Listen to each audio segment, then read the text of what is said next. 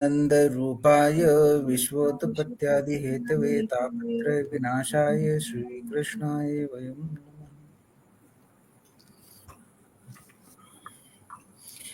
तो गीता के 13वें अध्याय पर चर्चा हो रही है। हमारे साथ में हमारे सुरेश सर विद्यमान हैं और हमारे शालिनी जी, और बाकी व्याख्याकारों की भी प्रतीक्षा है, उनको भी प्रणाम।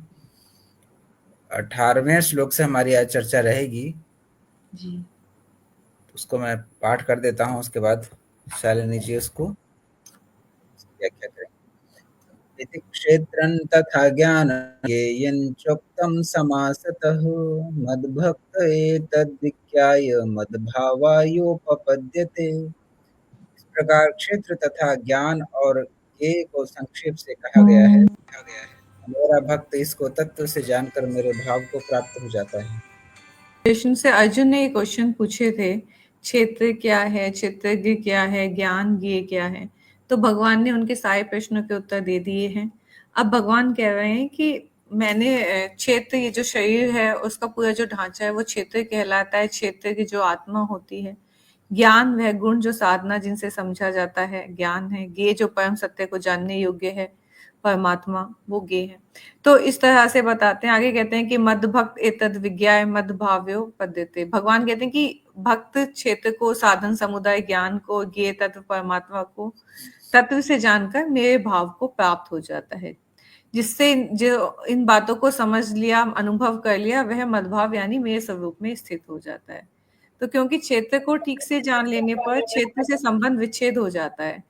हम जान लेते हैं लेकिन समझ नहीं पाते। क्षेत्र शरीर हमसे अलग है, लेकिन उसको समझना, उससे संबंध विच्छेद करना ही है। अगर हम उसको संबंध विच्छेद नहीं कर पाए तो नहीं समझे हैं। तो मतलब शरीर की ज्यादा चिंता ही लगी रहती है, उसके आराम के बारे में सोचेंगे, उसके बारे में सोचेंगे कि कैसे हम अपने शरीर के लिए कुछ ना कुछ करते रहें। तो ज्ञान को अर्थात साधन समुदाय को ठीक से जानने से अपनों से देह अभिमान मिट जाता है। ये तत्व को ठीक से जान लेने पर परमात्मा की प्राप्ति होती है। तो इस तरह से शरीर, आत्मा और परमात्मा, इन तत्वों को जान लेना ही वास्तव में विज्ञान कहलाता है। तो इसमें बस यही है कि भगवान ने बताया कि मैंने अब तुम्हें सब कुछ बता दिया है। जी, एकदम ठीक बात है। कंक्लूजन कर रहे हैं कि भगवान मेरे भाव को प्राप्त हो जाते हैं, यही तत्व को जान लेते जी। हैं। जी सुरेश सर, आपका स्वागत है सर।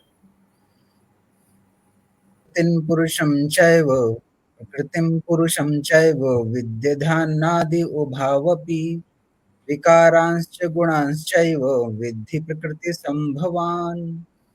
कार्यकरणकर्तृत्वे हेतुः प्रकृतिरुच्यते, पुरुषः सुखदुःखानां भोक्तृत्वे हेतुरुच्यते। प्रकृति और पुरुष दोनों को ही तुम अनादि समझो और विकारों को तथा गुणों को भी प्रकृति से ही उत्पन्न समझो। कार्य और करण के द्वारा होने वाली क्रियाओं को उत्पन्न करने में प्रकृति हेतु कही जाती है और सुख दुखों के भोक्तापन में पुरुष हेतु कहा जाता है। हम्म। स्वागत है तो जो शालिनी। 19th श्लोक है, उसमें कहा गया है प्रकृति तथा जीवों को अनादि समझना चाहिए। तो अनादि का अर्थ हमें पता है कि शाश्वत होता है, सनातन होता है, कि जिसका जन्म नहीं होता। तो विकार का अर्थ है कि परिवर्तन, रूपांतर और गुण, मीन्स जो गुण होते हैं, सत्व तत्व रजतम, ये सभी प्रकृति से उत्पन्न होते हैं, और जितने भी विकार हैं। तो प्रकृति जो है वो ये वह शक्ति है जिसने सारी भौतिक दुनिया बनी है। जो प्रकृति विकृति, पंच महाभूत, अहंकार, बुद्धि, महत्त्व, 16 विकृति हैं, 10 इंद्रियां, मन और 5 विषय। तो ये सभी प्रकृति की हैं। तो प्रकृति इन सब की मूल कारण है। और जो पुरुष है वो स्पिरिट, मीन्स क्षेत्रज्ञ को जानने वाला है। तो ये चेतना तत्व है। आत्मा और परमात्मा जो अनुभव करने वाली हैं, साक्षी हैं। तो जीवात्मा परमात्मा का ही एक रूप है। तो पुरुष जो है परमात्मा का अंश है, अनादि है। ऐसे ही प्रकृति भी अनादि है। इन दोनों के अनादि में फर्क नहीं है, किंतु दोनों के स्वरूप में फर्क है। जैसे प्रकृति तो गुणों वाली है और पुरुष गुणों से सर्वथा रहित है। प्रकृति में विकार होता है, पुरुष में विकार नहीं होता। प्रकृति जगत की कारण बनती है और पुरुष किसी का भी कारण नहीं बनता। तो प्रकृति में कार्य एवं कारण भाव है, पुरुष कार्य एवं कारण भाव से रहित है। उभोअयव कहने का तात्पर्य कि प्रकृति और पुरुष दोनों अलग अलग हैं। अतः जैसे प्रकृति और पुरुष अनादि है, ऐसे ही उन दोनों का भेद भी अनादि है। और जीव या पुरुष क्या है, जो कि आत्मा है, परमात्मा का अंश है। तो भगवान की सुपीरियर एनर्जी हमें पता है कि जीव और पुरुष कहलाती है, और जो इन्फीरियर एनर्जी है वो प्रकृति कहलाती है, क्योंकि प्रकृति में जो हमारा शरीर है, ये जो सब कुछ जड़ अचर जो भी चीजें सब प्रकृति में आ जाती हैं, इन्फीरियर एनर्जी कहलाती है। और जैसे इसको हम ऐसे समझ सकते हैं, इसमें एक उदाहरण दिया गया है कि जैसे एक नाटक है, तो नाटक में जो स्टेज, पर्दा, कपड़े, लाइट हैं, ये सब प्रकृति की तरह हैं। जो अभिनेता है वो पुरुष की तरह है, जो अनुभव करता है, क्रिया करता है। वो स्टेज पर जो भाव आ रहे हैं, खुशी का, दुख का, क्रोध का, शांति का, ये सब गुण और विकार हैं जो प्रकृति से आते हैं। लेकिन उनका जो विकारों को अभिनेता और मंच दोनों का अस्तित्व शुरू से होता है, लेकिन जो विकार हैं वो उसके द्वारा महसूस किए जाते हैं, पुरुष के द्वारा। बाकी वो सोच अच्छे से समझेंगे। आगे वाला भी करूं क्या? नेक्स्ट वाला जो है, इस 20 तक ना, 20 तक। अच्छा हाँ, 20 वाला भी कर दूं। तो में श्लोक है कि प्रकृति समस्त भौतिक कारणों तथा कार्यों की हेतु कही जाती है, और जीव इस संसार में विविध सुख दुख के भोग का कारण कहा जाता है। हाँ, इसमें ये है कि जो कार्य है, कर्म क्रियाएं हैं, और कारण जो उपकरण साधन है, तो प्रकृति कारण कही जाती है, और पुरुष जो है सुख दुख के अनुभव का कारण कहलाता है। मीन्स कार्य करण कर्तव्य, आकाश, वायु, अग्नि, जल, पृथ्वी, शब्द, स्पर्श, रूप, रस, गंध, ये जो 10 महाभूत हैं और विषयों का नाम कार्य है। करण जो है वो है कर्मेंद्रियां, ज्ञानेंद्रियां और मन। बुद्धि और अहंकार जो है कर्मेंद्रियां स्थूल है, ज्ञानेंद्रियां सूक्ष्म है, और मन, बुद्धि एवं अहंकार जो है वो अत्यंत सूक्ष्म होती है। तो कर्मेंद्रिय और ज्ञानेंद्रिय बहिकरण कहलाती हैं। मन जो है बुद्धि और अहंकार को अंतःकरण कहते हैं, जिनकी क्रियाएं होती हैं। तो कर्मेंद्रिय और कर्मेंद्रियों को, ज्ञानेंद्रियों पर जो शासन करता है वो मन, और मन के ऊपर बुद्धि होती है, और बुद्धि के ऊपर अहंकार होता है। तो इस तरह से ये चलता है। तो मन, बुद्धि और अहंकार के बिना कर्मेंद्रिय, ज्ञानेंद्रिय काम नहीं कर सकती। तो ज्ञानेंद्रियों के साथ जब मन का संबंध हो जाता है, तब हमें विषयों का ज्ञान होता है। और मन से जब विषयों का ज्ञान होता है, तब विषयों को में कौन सा विषय ग्राह्य है, कौन सा त्याज्य है, इसका निर्णय बुद्धि करती है। और बुद्धि के द्वारा निर्णित विषयों पर जो शासन करता है वो अहंकार करता है। अहंकार को भी 2 तरह का बताया गया, अहम वृत्ति और अहम कर्ता। अहम एक मिथ्या अहंकार और ट्रू अहंकार भी बोला जाता है, इसको फॉल्स ईगो, ट्रू ईगो। तो अहम व्यक्ति किसी के लिए कभी दोषी नहीं होती, वो ट्रू ईगो होती है। पर उस अहम व्यक्ति के साथ जब पुरुष अपना संबंध जोड़ लेता है, तब वो अहम कर्ता बन जाता है, वो मिथ्या अहंकार कहलाता है। फिर आगे है, पुरुषा सुख दुखाना भोक्तृत्वे हेतु उच्यते। अनुकूल परिस्थिति के आने पर सुखी होना, प्रतिकूल परिस्थिति के आने पर दुखी होना, ये सुख दुख का भोग कहलाता है। ये पुरुष में ही होता है, चेतन जो चेतन है उसी में ही होगा। बाकी जो निर्जीव है, प्रकृति में आता है, उसमें ये सुख दुख अनुभव नहीं हो सकता, उसमें सामर्थ्य नहीं होती। अतः सुख दुख के भोक्तापन में पुरुष हेतु कहा जाता है। प्रकृति सारे शरीर, इंद्रिय, मन, बुद्धि, तत्व, ये सब प्रकृति के उत्पाद है। तो प्रकृति जड़ है। तो इसको ऐसे भी समझ सकते हैं, जैसे हमारी दुकान है, तो हमारी दुकान में लॉस हुआ या उसका फायदा हुआ हमें, तो दुकान को सुख दुख अनुभव नहीं होगा। लेकिन हम कहते हैं कि दुकान में हुआ, लेकिन सुख दुख जो अनुभव होता है वो हमको होता है, भोक्ता को होता है। तो इस तरह से जीव ही इस को भोगता है, विकारों को। 3 श्लोक एक साथ हो गए सुरेश सर, 3 बहुत श्लोक एक सुंदर। साथ। तो तीन 19 श्लोक 20 की बात करके आपने 18 17, 19 18, 20 सर। 18, 19, 20 को दिया। हाँ, तो 19 18 20 19 20 की व्याख्या बड़ी सुंदर शालिनी जी ने की है। आप सर इसमें कुछ ऐड ऑन कीजिएगा तो आपका बहुत स्वागत है। और दूसरी बात, आज भी मेरे मन में फिर से वही प्रश्न आ रहा है जो नहीं आना चाहिए कि इतना कठिन है, चांद भी लिया फिर क्या? सुरेश सर। प्रैक्टिस। देखिए ये जो है तीनों श्लोक के अंदर प्रकृति, पुरुष, और इसका बहुत ही विस्तार से वर्णन है। थोड़ा कठिन सब्जेक्ट है ये सब्जेक्ट, जो इतना कठिन है कि सांख्य दर्शन में इसको बताया गया है, काफी विस्तार से बताया गया है। यहाँ पर भी इसको अगर करते हैं हम अपने 18 से 20 का अगर सार अगर हम करें, तो ये है कि 18 में बोला आत्मा ब्रह्म का स्वरूप बताया गया है, जो स्वयं ज्योति है, ज्ञान से परे, ज्ञान का पार है। सार में सार रूप कहा गया है, ज्ञान साधन ज्ञेय, जानने वाला भक्त 20 में क्षेत्र क्षेत्रज्ञ के भेद को और स्पष्ट करते हुए प्रकृति पुरुष और दोनों अनादि हैं, तीनों मिला के सार ये है कि आत्मा ज्योतिर्मय है और अज्ञान से परे है। नंबर 1 क्या है? आत्मा ज्योतिर्मय ज्योतिर्मय है है और अज्ञान से परे है। क्षेत्र ज्ञान और ज्ञेय को जानने वाला भक्त अंततः ब्रह्म स्वरूप को प्राप्त करता है। ब्रह्म स्वरूप को प्राप्त करने के लिए, ब्रह्म स्वरूप में स्थित होने के लिए क्या जरूरी है? क्षेत्र ज्ञान और ज्ञेय को जानना।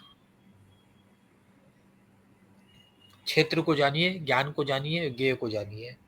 फिर संसार का सारा परिवर्तन केवल प्रकृति का खेल है। आत्मा तो साक्षी मात्र है। ये जो भी है सारा प्रकृति का खेल है, आत्मा तो साक्षी मात्र है।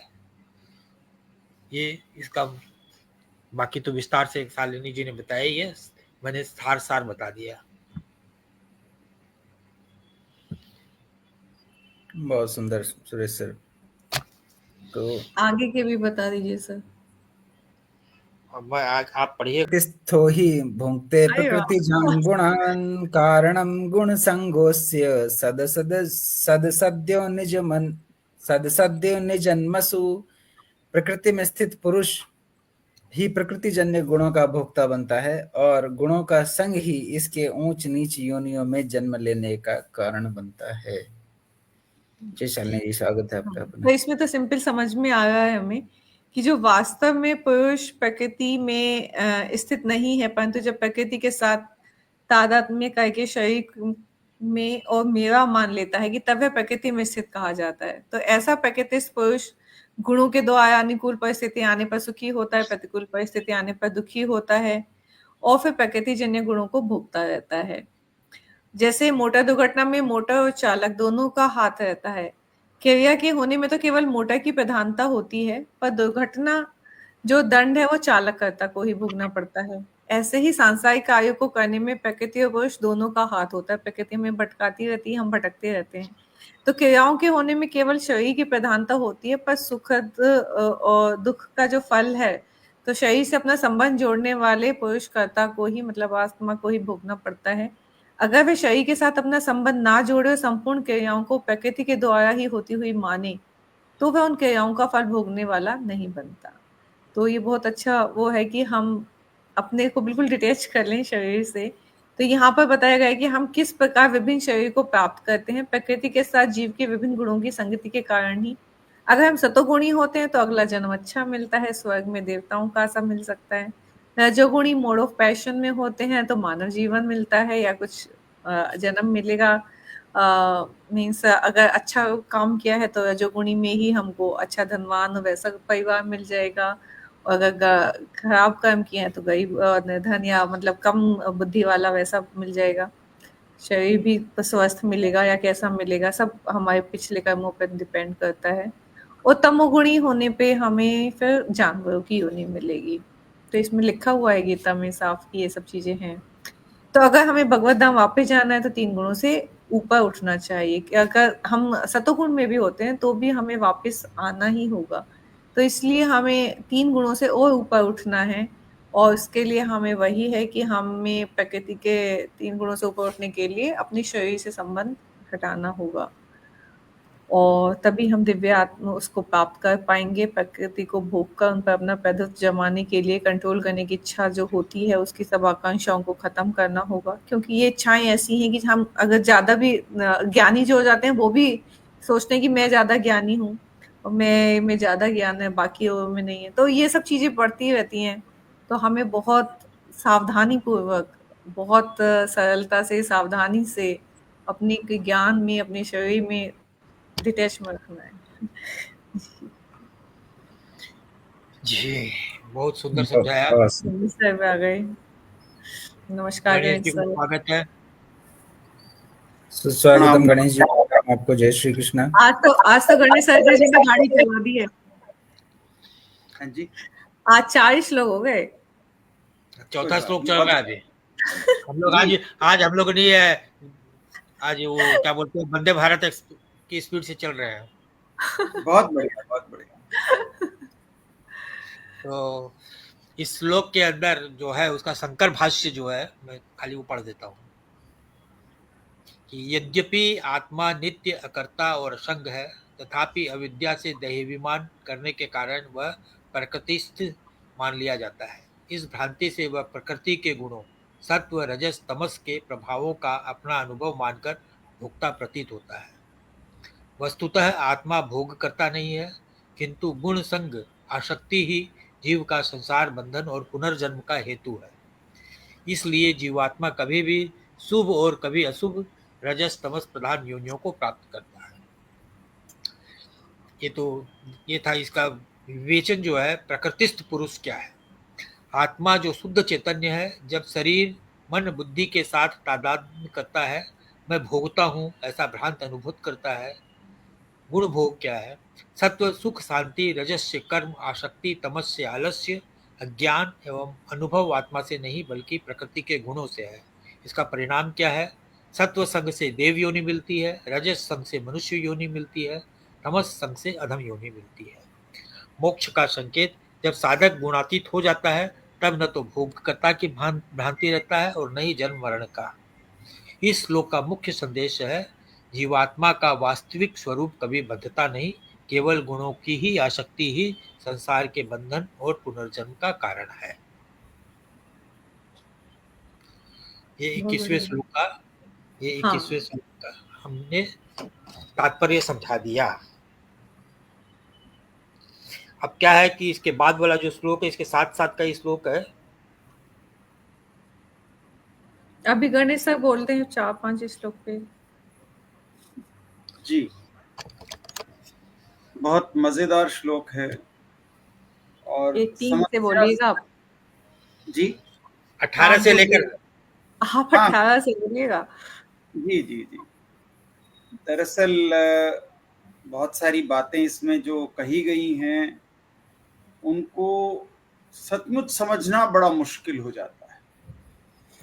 अब मैं प्रकृति से अलग हूं या मैं आत्मा हूं, शरीर मुझसे अलग है, ये ज्ञान कहता है कि समझो। समझो। लेकिन जन्म से लेकर मृत्यु पर्यंत ऐसा भाव रियलिटी में अनुभव नहीं होता।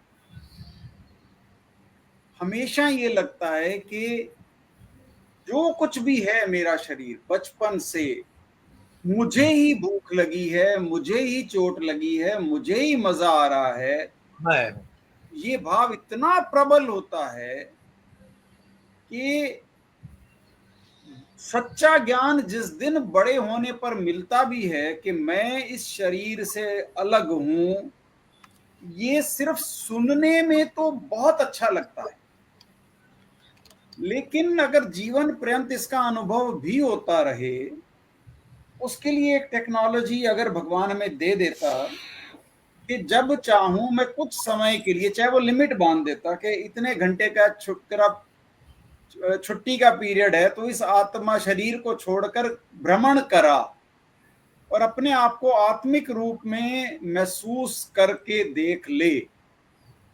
अगर ये सुविधा होती तो बहुत लोगों को मैं आत्मा हूं और शरीर से भिन्न हूं इसका एहसास होने लगता, क्योंकि ये फैसिलिटी है ही नहीं। और एक ही बार आत्मा आई है और एक ही बार आत्मा चली जाएगी और इस शरीर को फिर दफना जला देंगे लोग। ये मैं आत्मा होते हुए देख पाऊंगा कि मेरे शरीर के साथ ये हो रहा है, तब तक वही बात हो गई कि जब चिड़िया चुग गई खेत, अब उसका फायदा क्या। और अगर कोई बहुत अच्छे संतों के, ऋषि मुनियों की संगत में पढ़कर मेडिटेशन, जिसे हम समाधिस्थ होना कहते हैं, अंत वाली स्थिति में बार बार जाने के लिए अपने आप को तैयार कर लेता है, तब कहा जाता है कि वो समाधि अवस्था में अपने शरीर को छोड़कर आत्मा के साथ, यानी आत्मा स्वयं के रूप में भ्रमण करने के प्रैक्टिस करने लगता है। तो सिर्फ उस व्यक्ति को ये अनुभव होता है कि मैं इस प्रकृति से भिन्न हूं। अब समस्या ये है कि अगर मैं उससे भिन्न अलग अपने आप को महसूस कर ही नहीं पा रहा, तो जब हम ये कहते हैं कि दुख और सुख का अनुभव शरीर कर रहा है, आत्मा नहीं कर रही, क्योंकि हम जुड़े हुए हैं, गुण से उसके जुड़ गए हैं, तो हमें लगता है कि हम ही दुख भोग रहे हैं, हम ही सब कुछ करता भाव भी आता कि कोई कुछ नहीं करता साहब, भगवान कुछ नहीं करता, प्रकृति कुछ नहीं करती, जो कुछ करता है मैं ही करता हूं और मुझे ही उसका फल भोगना है, दुख सुख के लिए मैं ही हूं। तब एक और जो संसार में बात फैली है कि भाई हर कण कण में परमात्मा विद्यमान है, तो परमात्मा मेरे अंदर भी है, परमात्मा भोगता भी हो गया कि जब मैं भोग रहा हूं, मैं ही कर रहा हूं, मैं ही परमात्मा हूं, तो सब कुछ दुख सुख सब कुछ सहे जाओ फिर बैठे हुए। फिर तो जिस दिन आत्मा निकलेगी आपको एहसास होगा शरीर से अलग निकली है, अरे आज ये क्या हो रहा है, आज मैं इतना जोर जोर से चिल्ला रहा हूं क्योंकि मेरे पास वो इंस्ट्रूमेंट नहीं है, मुंह नहीं है, अब गला नहीं रहा, क्योंकि मैं शरीर को छोड़ चुका। अब मेरे परिवार के सब लोग मेरी बात सुन क्यों नहीं रहे? तब ये बहुत लोग वो कहते हैं जिनकी अचानक मृत्यु हो गई और जीवन में वापस लौट आए, उनके नियर डेथ एक्सपीरियंसेस इनको कहा जाता है। संसार में ऐसे बहुत लोगों की रिकॉर्डिंग की गई है, उनके अनुभव लिए गए हैं। तब वो कहते हैं कि अरे मैं तो यहीं घूम रहा था, हाँ मैं लाइट से महसूस कर रहा था, शरीर से अलग था, शरीर नीचे पड़ा हुआ था और मुझे लग रहा था कि मैं हिल झूल सकता हूँ, लेकिन मैं परिवार वालों से बातचीत कर रहा था, मैं बोल रहा था, वो ध्यान ही नहीं दे रहे थे। और उसको स्वयं को यह लगता है कि जो कुछ वो आत्मिक स्वरूप में बोल रहा है वो उनके कानों तक जानी चाहिए आवाज, लेकिन जाती नहीं है, क्योंकि वो आवाज क्या है, हवा का कंपन का एक वो जो मेरे गले में यंत्र लगा है, उसमें से जब तक हवा बाहर नहीं निकलेगी, उस तरह की ध्वनियां नहीं निकलेंगी, तब तक सामने वाले को सुनाई नहीं देता। और आत्मा जो बोल रही है वो आपके वाइब्रेशन से बोल रही है, मन के वाइब्रेशन से बोल रही है। वाइब्रेशन ही जनरेट करते हैं, जब वो बोलते हैं तो दिमाग इस यंत्र के माध्यम से जब हवा बाहर निकालता है तो यही स्वर बन जाते हैं मेरे। अब वो सिर्फ ये इंस्ट्रूमेंट वाला लास्ट पार्ट, यानी एम्पलीफायर काम कर रहा है, माइक्रोफोन काम कर रहा है, लेकिन स्पीकर काम नहीं कर रहा, तो स्पीकर वाला इंस्ट्रूमेंट गड़बड़ हो गया। अब उस वजह से कोई किसी को सुनाई नहीं देता। तो हम ये सारी बातें सिर्फ इसलिए डिटेलिंग कर रहे हैं कि अगर हम ये इन श्लोकों से समझ जाएं कि हम इससे अलग हैं, अंत में जिस दिन पता लगेगा उससे पहले ही समझ लें, और ये हर बार हर काम करते हुए कर्ता भाव, अहंकार का भाव, ये सब अगर छोड़ दें तो फिर हमारा जीवन बहुत सरल हो सकता है। तो उस सरलता को अपनाने के लिए इस चीज का बार बार समझ पाना कि प्रकृति में स्थित पुरुष, अब यहाँ क्या बात कही गई, प्रकृतिस्थ पुरुष ही प्रकृति जान गुणान, प्रकृति में स्थित पुरुष ही यानी जीव ही, पुरुष यहाँ पे दो तरह के हैं, एक पुरुष हम परमात्मा को कहते हैं, एक यहाँ जीव को कह रहे हैं, जिसको भी आत्मा मिल गई, जो जिसको शरीर मिल गया उसको हम पुरुष कह रहे हैं। वो प्रकृति के अंदर जीव जो स्थित हो गया है, वो गुणों के जुड़ाव के कारण वो भोगता बनता है। गणेश एक मिनट जी, गणेश जी एक मिनट, ये आप फिर से एक बार समझाइए तो, जो एक पुरुष परमात्मा को बोलते हैं, एक पुरुष जीव हाँ, को, ये इसका अंतर समझाइए। हाँ, आपको रोक रहा हूँ, थोड़ा डिस्टर्ब कर दिया कि जब हम पुरुष की बात, नहीं कोई ऐसी बात नहीं, जो पुरुष सिर्फ पुरुष है वो परमात्मा है, वो प्रकृति में स्थित नहीं है। और यहां जो स्पेशली कहा गया पुरुष प्रकृतिस्थो ही भुंक्ते, यानी कि जो पुरुष प्रकृति में स्थित हो जाएगा वो सामान्य जीव पुरुष है, और वो प्रकृति जन्य गुणों का संग करने के कारण, उन गुणों का संग करने के कारण इसमें अलग अलग जन्मों में या अलग अलग कर्मों में, योनियों में जाने का कारण बनता है। इसका अर्थ तो सीधा सीधा ये है इस श्लोक का। लेकिन इसका मीनिंग ये हुआ कि ऊंच नीच योनियों में जन्म क्यों लेगा, वो सिर्फ इसलिए लेगा कि क्योंकि अहंकार भाव से और मैं ही करता हूं ये काम, उसकी वजह से जो जो वो कर्म करता है उसका फल भोगना पड़ेगा। अब फल भोगना पड़ेगा तो इस जन्म में सब तरह के फल संभव नहीं है। तो इस वजह से हमें उस कर्म फल बंधन अनुसार अलग अलग योनियों में जन्म लेने का जो कारण बना, वो सिर्फ इसलिए बना कि हम प्रकृति के गुण के संग में आकर अपने आप को वही समझ बैठे। अगर हम शुरू से बचपन से ही अपने बच्चों को भी यही ज्ञान देना शुरू कर दें कि तुम आत्मा हो, ये शरीर मिला है, तुम खाते पीते हो इसलिए शरीर बड़ा होता जाएगा, तुम्हें जिस तरह से लोगों से व्यवहार कैसा करना है, कैसा जीना है, ये चीजें अगर हमारे पाठ्यक्रम में शामिल हो जाती तो बहुत लोग, 100% तो कभी भी नहीं कहना चाहिए, हाँ 5, 10, 15, 20% लोग अलग ही तरह का बिहेवियर कर रहे होते, अलग ही तरह का जीवन जी रहे होते, और वो ये मान रहे होते कि ये जो दुख आया है ये क्षण भंगुर है, थोड़े ही समय में खत्म हो जाएगा, और उस दुख में दुखी नहीं हो रहे होते। वो इसी तरह के कर्मों के फल भी मुझे नहीं, ये सब परमात्मा को समर्पित, जैसे कि हम अंत में कह देते हैं श्री कृष्णार्पणमस्तु, कि जो कुछ आज हमने विवेचन किया, डिस्कशन किया, वो सब श्री कृष्ण के चरणों में अर्पित। तो फिर मैं उसका भागी नहीं बनूंगा, उस कर्म फल बंधन से छूट जाऊंगा। यही अगर कर्म करते हुए भी हम जीवन में सारे ना सही कुछ कर्मों को भी अगर भगवान को ही अर्पित करते हुए चले और उसके एवज में सुख प्राप्ति की इच्छा खत्म कर दें, तो बहुत सारे जीवन में आने वाले दुख भी अपने आप समाप्त हो जाएंगे। ये जीने का एक बहुत निराला तरीका होना चाहिए, लेकिन सामान्यतः नहीं होता। वाह वाह, बहुत सुंदर, बहुत सुंदर। चलिए 22वां श्लोक पढ़िए तो फटाक। बहुत सुंदर अजय गणेश जी जी, कुछ बहुत पूछना अच्छी है विवेचना आपको? की आपने जी। नहीं सर, अभी इस पर फिर बाद में थोड़ा समझ के बाद में पूछा जाएगा। अभी तो ये मुझको एक बात पूछनी चले, आपने कहा तो मैं पूछ ही लेता हूँ। मैं कहीं पढ़ रहा था, शायद कि आप हाँ ही पूछ लोगों ने लीजिए। किसी ने बोला होगा कि जब तक 3 मार्ग बताए हैं, कर्म योग, भक्ति योग और ज्ञान योग है, तीनों को किसी को भी आप किसी भी योग के सहारे चल करके भगवान की प्राप्ति संभव, ऐसा कहते हैं। फिर पता नहीं जी मैंने कहा पढ़ा था कि अंततः ज्ञान योग के द्वारा ही भगवान की प्राप्ति होती है। मतलब कर्मयोगी को भी अंत में ज्ञान प्राप्त होता है तो भगवान की प्राप्ति होती है, और भक्त को भी अंत में ज्ञान की प्राप्ति होकर के ही भगवान की प्राप्ति होती है। क्या ये बात ठीक है? इसमें देखिए, मैं आपका प्रश्न समझ गया, इसका उत्तर अलग है। इसके जी उत्तर में जो ज्ञान प्राप्त होना और ज्ञान योग दो अलग चीज है, ये ध्यान रखिए आप। जी ज्ञान प्राप्त होना और ज्ञान योग ये दो अलग चीज है। ज्ञान योग से भी ज्ञान प्राप्त होता है, जब ज्ञान योग से भी ज्ञान प्राप्त होगा तभी भगवान मिलेंगे। भक्ति योग से ज्ञान प्राप्त होगा तभी भगवान मिलेंगे। कर्म योग से ज्ञान प्राप्त होगा तभी ज्ञान मिलेंगे, भगवान मिलेंगे। तो वो ज्ञान जो भगवान को प्राप्त करने वाला ज्ञान है वो ज्ञान अलग है। और ज्ञान योग से जो है हम अपने अंदर की क्रियाओं को, अपने को समझने का ज्ञान है। वो ज्ञान योग में जो पढ़ते हैं क्या है, ज्ञान योग में हम क्या समझते हैं, हम अपने को समझने का ज्ञान लेते हैं।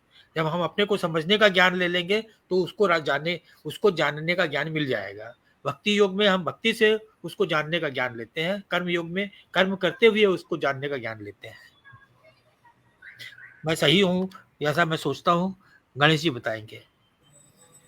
सर दरअसल कोई भी चीज हमने अचीव करनी है तो उसके इन्होंने 3 तरह के डिफरेंट माध्यम, तरीके या रास्ते बता दिए।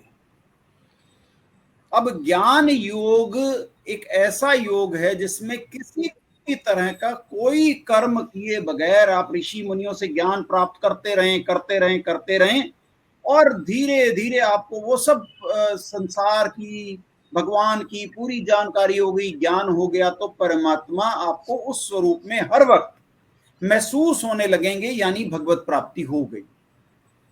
दूसरा तरीका भक्ति योग का। भाई ज्ञान मार्ग बहुत कठिन है, सांसारिक जीवन जीना है, आए हैं, कर्म फल बंधन तो हमें मिलने ही है, लेकिन हम संसार में अपने परिवार, इधर समाज के साथ जीते बीते, तो उन्होंने कहा भी अगर आप ज्ञान योग वाले माध्यम पे नहीं चल सकते, उस रास्ते पे नहीं चल सकते, तो आप भक्ति मार्ग ले लीजिए। क्योंकि भक्ति मार्ग भजनों के साथ, छंदों के साथ, गाने के साथ, गीत के साथ, संगीत के साथ आनंददायक है, तो भक्ति मार्ग ले लें। लेकिन भक्ति मार्ग में भी पराकाष्ठा भगवान को प्राप्त करने की ही है, तो भगवान को जस्ट प्राप्त करने से पहले आपको अपने आप ज्ञान हो जाएगा। चौधरी साहब ने भी यही बात की, दूसरे तरीके से भी ज्ञान मिलेगा तभी भगवान भगवत प्राप्ति होगी। और तीसरी बात आपने कौन सी कही? कर्मयोग। तो कर्मयोग में क्या हुआ कि भाई हमें भक्ति भी नहीं करनी, तो भैया जिसे कहते हैं ना अच्छे से अच्छा बच्चा बनना है तो कर्म अच्छे कर ले, सारी कर्म ऐसे कर, इतने बढ़िया कर, इतने बढ़िया कर कि कर्म बढ़िया करने का क्या फायदा? कर्म बढ़िया करने का बहुत मजेदार फायदा ये है कि जिसके प्रति आप अच्छा कर्म करेंगे वो व्यक्ति आपसे स्नेह करेगा, आप पर कृपा लुटाने का प्रयास करेगा। आपने किसी संत से, ऋषि मुनि से, भगवत जन से अच्छा व्यवहार किया, अच्छे कर्म किए, तो उसके पास जो कुछ है वो लुटा देगा आपके ऊपर। वो क्या लुटाएगा? देर सवेर क्या, धीरे धीरे मिलता जाएगा। वो दरअसल हमें अंत में ज्ञान ही मिलेगा। तो आपने बिल्कुल बहुत बढ़िया मजेदार बात कही कि तीनों मार्गों से भगवान को जानने का ज्ञान प्राप्त होगा, लेकिन 3 मार्ग हैं और सुविधा अनुसार दिए गए कि आप जिस मार्ग पे भी चलना चाहो आप चल के भगवान की ओर बढ़ सकते हैं।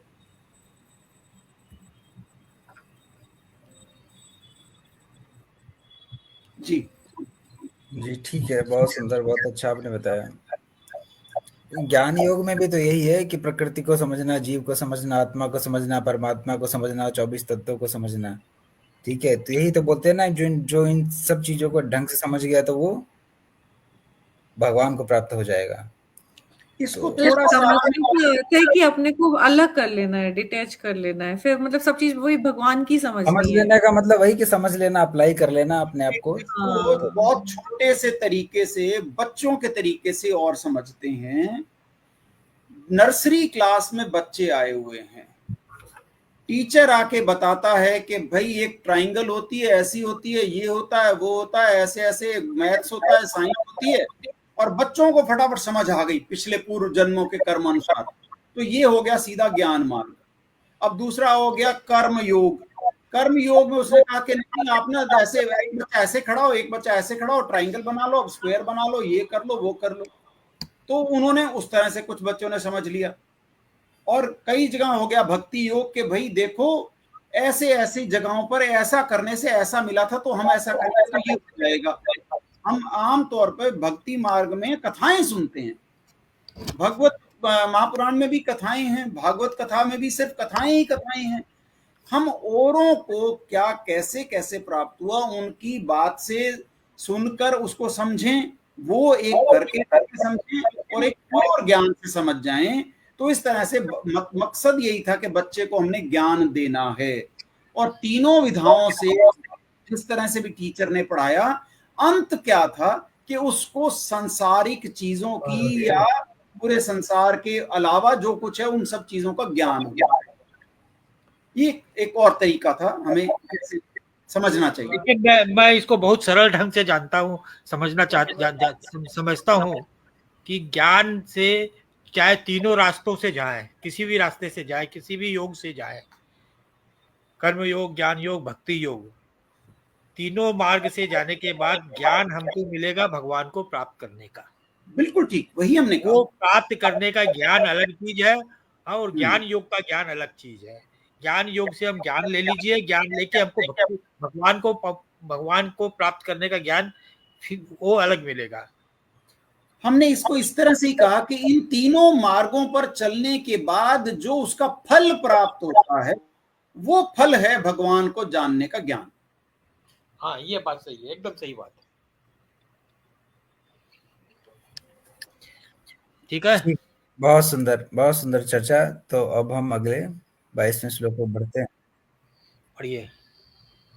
उपद्रष्टानुमन्ता च भर्ता भोक्ता महेश्वरः परमात्मेति चाप्युक्तो देहेऽस्मिन् पुरुषः परः। तो यह पुरुष शरीर के साथ संबंध रखने से उपद्रष्टा, उसके साथ मिलकर अनुमति देने से अनुमंता, अपने को उसका भरण पोषण करने वाला मानने से भरता, उसके संग से सुख दुख भोगने से भोगता और अपने को उसका स्वामी मानने से महेश्वर बन जाता है।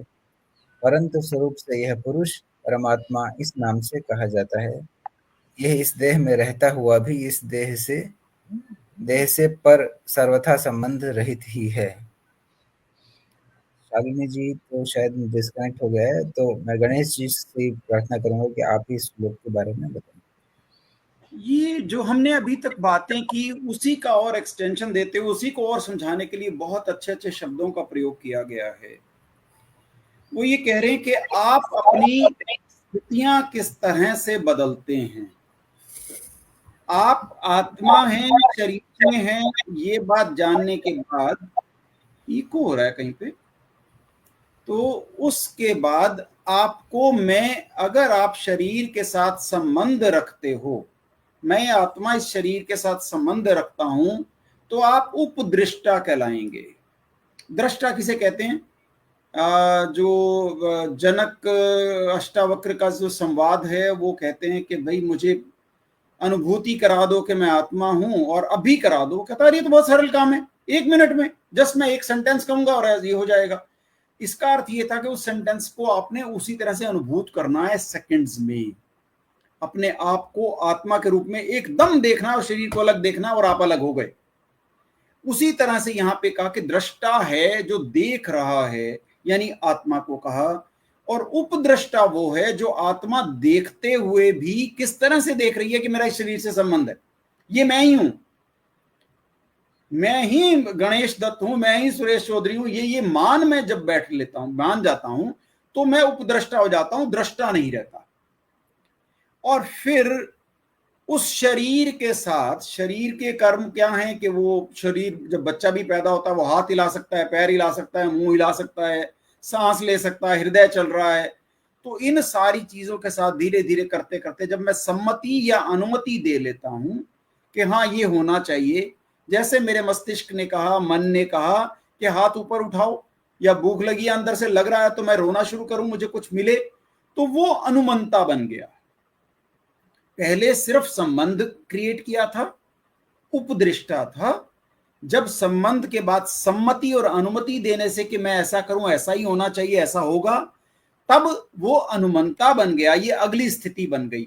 आत्मा के शरीर के साथ चिपकने जुड़ने की ये स्थितियां हैं अलग अलग।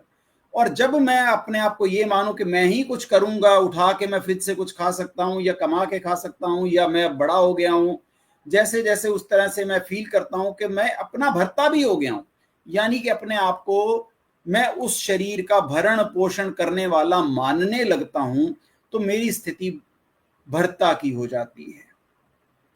और उसके संग से दुख सुख भोगने की जब स्थिति आती है तो मैं भोगता भी हो जाता हूं। और जब ये मानता हूं, जब मैंने पिछले परिचर्चा में भी जरा सी बात की कि जब मैं ये स्थिति मान लेता हूं कि परमात्मा तो हर जगह पे है और मेरे अंदर भी परमात्मा बैठा, तो मैं अपना महेश्वर बन जाता हूं। अपने आप को इस शरीर का स्वामी मान लेता हूं कि मैं आत्मा तो, अरे परमात्मा और आत्मा तो एक जैसी चीज है, एक ही चीज होती है, मैं ही परमात्मा ही हूं, बस इस शरीर का मालिक भी हूं, तो मैं अपने आप को महेश्वर मानने लगता हूं। यही उन्होंने कहा है, अपने को उसका स्वामी मानने से मैं महेश्वर की स्थिति को महसूस करने लगता हूं। च पुरुष परमात्मा इति उक्ता, इस तरह से इसको समझाया कहा जाता है। अस्मिन देहे अपि पर, इस देह में रहता हुआ भी सर्वथा संबंध रहित ही रहता है, क्योंकि ये जो संबंध मेरा इस आत्मा का इस शरीर से बना है वो कोई बहुत लंबी ड्यूरेशन का नहीं है। किसी का कुछ वर्ष, किसी का कुछ वर्ष, किसी का 50 वर्ष, 90 वर्ष, 100 वर्ष, बस। और समय तो बहुत लंबा है, काल अवधियां तो बहुत लंबी हैं। उस लिहाज से ये बताया जाता है कि इस देह में रहता हुआ भी मैं इस देह से परे हूं, इस चीज को समझना चाहिए। अन्यथा हम कर क्या रहे हैं? सबसे पहले उपदृष्टा बन रहे हैं, फिर अनुमंता बन रहे हैं, फिर भर्ता बन रहे हैं, फिर भोक्ता बन रहे हैं, फिर अपने आप को महेश्वर समझने लगते हैं कि बस इस शरीर का मालिक मैं हूं और अपने आप को परमात्मा समझने लगता हूं। तो इस चीज को और क्लैरिटी से इस श्लोक के माध्यम से परमात्मा समझा रहे हैं कि शरीर के साथ मिलकर अनुकूल परिस्थितियां आने से अपने आप को आप सुखी मानते हो, अरे ये काम कर लो बहुत मजा आता है, बहुत सुखी हो जाते हैं हम। और प्रतिकूल परिस्थिति आ जाए, अरे यार बहुत गर्मी है यार, एसी चलाए बगैर तो पसीने, अरे बुरा हाल हो जाता है, मैं अपने आप को दुखी मानने लगता हूं। इसी तरह से करते करते मैं भोक्ता होते होते उपदृष्टा, अनुमंता, भोक्ता, भर्ता और फिर परमात्मा तक की जर्नी कर लेता हूं। उस जर्नी से मुझे ज्ञान ना होने की वजह से ऐसा लगता है कि मैं बिल्कुल सही सोच रहा हूं और यही जीवन है। बहुत सुंदर, बहुत अच्छा। स्वागत बहुत है अच्छी गुप्ता जी आपका। अब तो हम लोगों क्षमा को आज चाहता हूँ समझ सर, वो मैं विवेकानंद जी को पढ़ने में इतना मशगूल हो गया कि मुझे याद ही रहा कि पहले भी हो सकता है। विवेकानंद जी हैं चीज ऐसी, क्या कीजिएगा। सुरेश सर, आपका स्वागत है। आप कहिए इस श्लोक के संबंध में।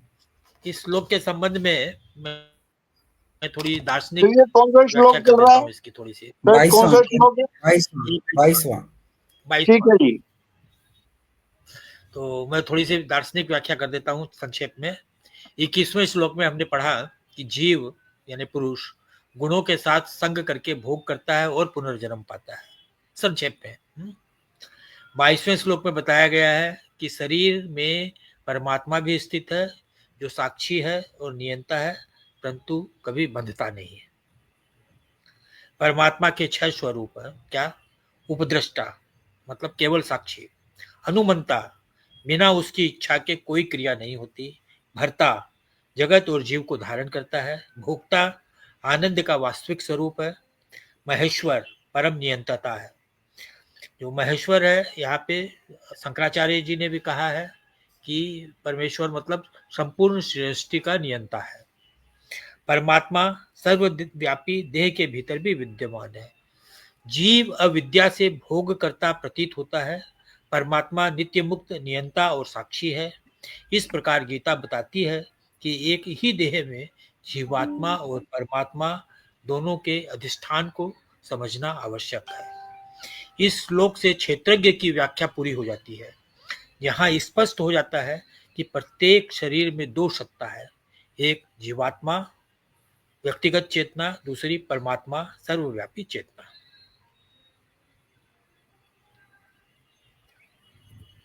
गुप्ता जी आप कुछ बोलेंगे? नहीं सर, आपका ठीक है सर।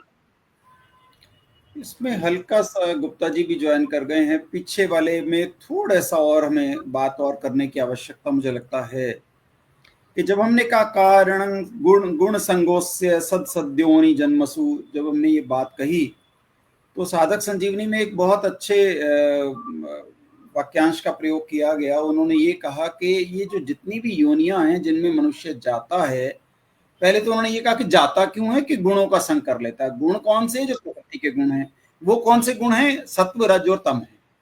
और इन 3 गुणों से ही प्रकृति से उत्पन्न जो हुए हैं, उन्हीं में ही सारा कुछ, इन 3 गुणों से ही संपूर्ण पदार्थों और क्रियाओं की उत्पत्ति होती है।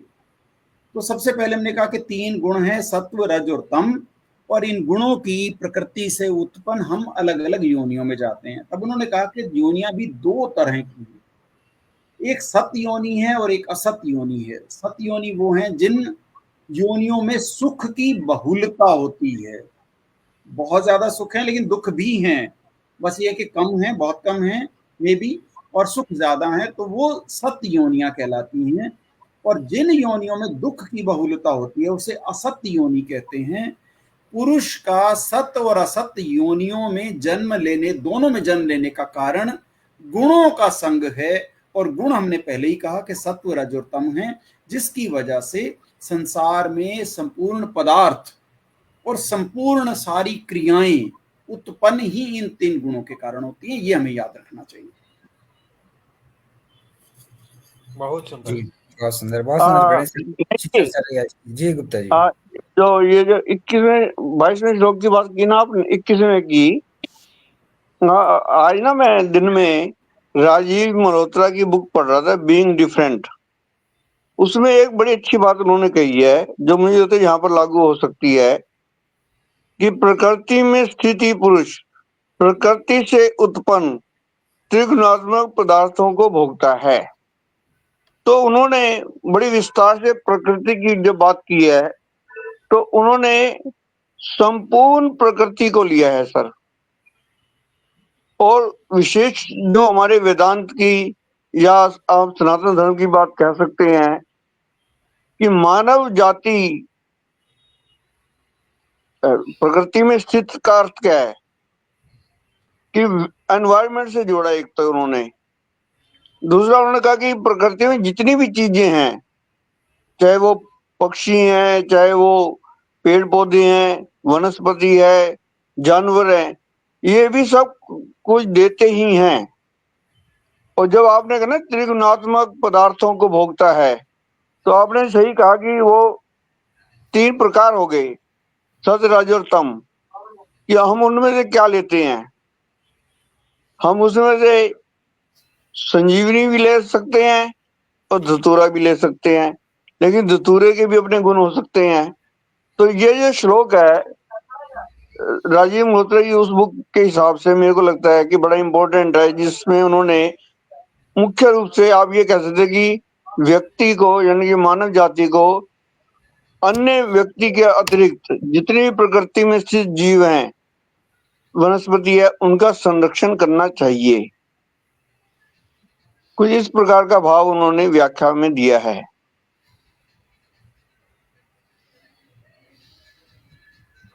ठीक, बहुत अच्छा। इसका बहुत अच्छी चर्चा रही। मुझे लगता है कि अभी हम यहाँ 5 पर श्लोक आज हम लोगों ने किए। जी, आज 5 श्लोक हम लोगों ने किए और सारे 5 श्लोक का बड़ा अच्छी चर्चा रही। मुख्य रूप से 5 श्लोकों को मिला के तो जो है क्षेत्रज्ञ की परिभाषा हम लोगों ने पूरी की पूरी समझ ली। अब जो नहीं समझी, जो नहीं समझ में आई, तो आप ये मान के चलिए हमारे ऊपर से निकल गई। अब वो ऊपर से निकल गई तो उसका तो कुछ कर नहीं सकते हैं हम लोग जी। अब उसको ऊपर से नीचे वापस अंदर डालने के लिए तो मंथन करना पड़ेगा, मनन करना पड़ेगा, चिंतन करना पड़ेगा। जी।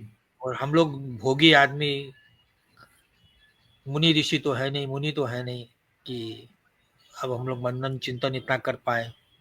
जितना कर सकते हैं कर रहे हैं, और जितना किया अच्छा किया, सुंदर किया। गणेश जी से हम लोगों ने बहुत लाभान्वित हुए। गणेश जी की खासियत है, एक खास बात है, मैं पीठ पीछे बड़ाई करूं चाहे नहीं करूं, मुंह पे तो कर ही दूं कि ये जब बोलते हैं तो लगता है कि एक अच्छा खासा अच्छा व्यक्ति प्रवचन दे रहा है। वो प्रवचन सुनने में आनंद आता है। दे रहा है प्रवचन तो बहुत लोग देते हैं, ऐसी बात नहीं कि नहीं देते, प्रवचन तो बहुत सुनते हैं, और सुन के आनंद आना एक अलग बात है। इनको सुन के सुनने का मजा आता है, सुनने का मन करता है कि सुनते रहें, क्योंकि ये चीज़ों को बड़े प्रेम से समझाते हैं। ये इनकी खासियत है। हम लोगों को इतने अच्छे अच्छे शब्दों में समझाना आता नहीं, मेरे को तो बोलना आता नहीं है। देखो भाई, अगर सीधा सीधा बोलता हूँ, मैं तो बोलने में बड़ा कमज़ोर व्यक्ति हूँ। लिखने में मैं ठीक हूँ, लिख लेता हूँ, और बोलने में सब बहुत कमज़ोर हूँ।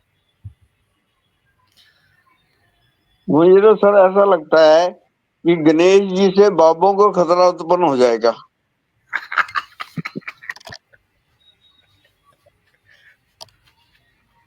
नहीं, बस खाली गेरुआ धारण करने की देरी है।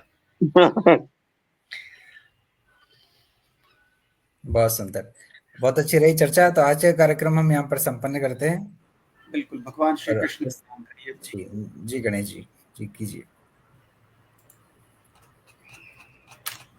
हम करें? ओके। जी जी जी।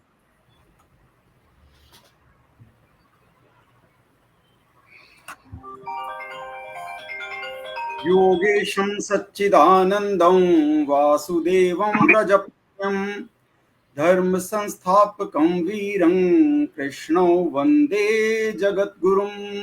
श्री कृष्णौ वन्दे जगद्गुरुं। ओम श्री कृष्ण अर्पणमस्तु। आज की हमारी सारी चर्चा श्री कृष्ण जी के चरणों में अर्पित है। जय श्री कृष्ण। चलिए जय श्री कृष्ण। लाइव बंद कीजिए।